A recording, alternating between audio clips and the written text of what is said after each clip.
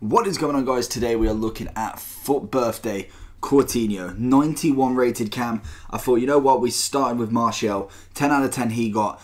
Go check that out. Obviously I'll go through it more in detail, but phenomenal start to this, and we have done so many already, and we're going to get this out. So this is the second one. If you do like this video, make sure you smash that like button down below and subscribe, as I'm going to be trying to do as many as possible over the course of 20 days, whatever it takes to get. There's about 40 to 50 players, I believe, coming out. So let's go. So looking at Coutinho, he has gone from an 88 rated left wing. He did get a UCL, obviously, as an 89, and then he did get a Footmas card at a 90. I did do the Footmas card, but I did use it into an SBC, so I don't have him anymore. But I've got this 91 cam now, and he looks really solid. I think Coutinho, for me, he's very much like Mata. I don't like him on the wing. He is better in that cam position. He may be not the tallest of players, but that sometimes has a really nice advantage in cam. So, basic information on Coutinho. He is a 5-star skiller with a 4-star weak foot. He's 5'8" with a right foot, and he has a high attacking and defensive work rate. So the skill moves and weak foot for me are perfect. Obviously the weak foot could be 5, but I'm pretty happy with that. It's probably the best sort of ratio I like. The 5-star skiller is great. Obviously I don't utilise them as much as I could, but for skillers out there, he is going to be very nice to play with. Right footed, 5'8". 5'8" isn't terrible. Again, like Mata, I think he's 5'7", I want to say. Very small, very agile, very quick to move on the ball, and that is something that I really like in a cam. To be able to switch it from left to right is always nice to do. High attacking and defensive work rates does have a little bit of an issue, and I did notice this with Mata more towards playing. I've played about 20-30 games with him now. I've noticed he does come back quite a lot, which sometimes can be an issue, but he still gets up there. That's my point. He's still there when it attacks, and sometimes he does drop a little bit too deep, mainly when I'm kind of being attacked on quite a lot, but that's never a bad thing. I suppose one person at the back is always very nice. So let's go into the attributes, then we'll go into the chem styles, then I'll talk about what I do and don't like about him, and then we'll go for an overall rating. So he's got 84 pace, 85 shooting, 89 passing, 94 dribbling, and 70 physical. So that is some really nice stats right there. Obviously, you've got a chem style. You can figure out what you want to put him on. If you really wanted him to be more of the attacking cam, where in the sense of he's shooting quite a lot, you can obviously whack the Hunter on him. That would give you 92 shooting and 91 shooting and 92 pace. So there's always that as an option.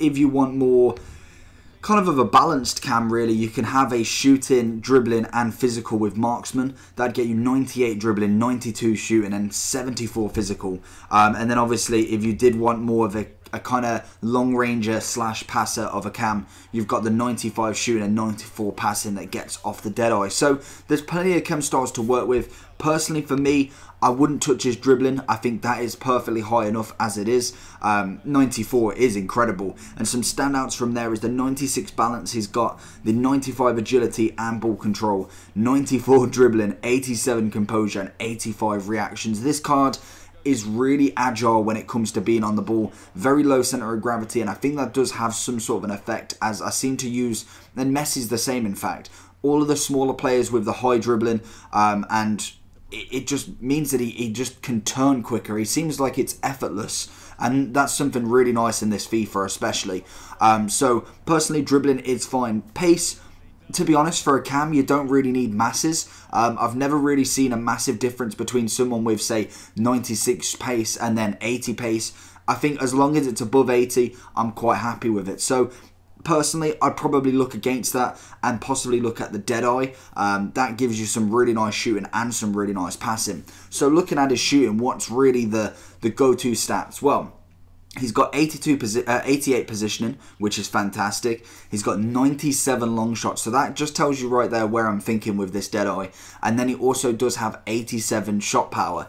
He only does have 80 finishing, which, to be honest, does have a little bit of a negative effect on him in the fact that he's not as clinical as you want him. Obviously, for me, a cam is kind of the long range specialist as well as an assister, and I think this guy does it perfectly. Then we move on to the passing on this card. 89 rated, so it's already pretty astonishing. 93 vision, 94 curve, 91 short pass, and then also just a cheeky 89 free kick accuracy on there. So you can already see that this card is built for that long range, that assisting, and just being able to dribble past everyone. So for me, that's actually really, really nice in a cam. And to be honest, I'm looking at getting him to potentially be in my squad full time. It all depends, because obviously Mata is untradeable, and this card is currently sitting at 381k on the Xbox and 400k on the PlayStation. So you've got a big price tag. Possibly, if I manage to get him in an untradeable pack, if they do upgrade packs, I'm going to be absolutely smashing them out. So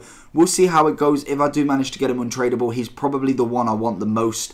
Obviously, for my team, if I did get Bale and Mbappe, I'm really not complaining at that. But, so the chem style, so the kind of weird transition there.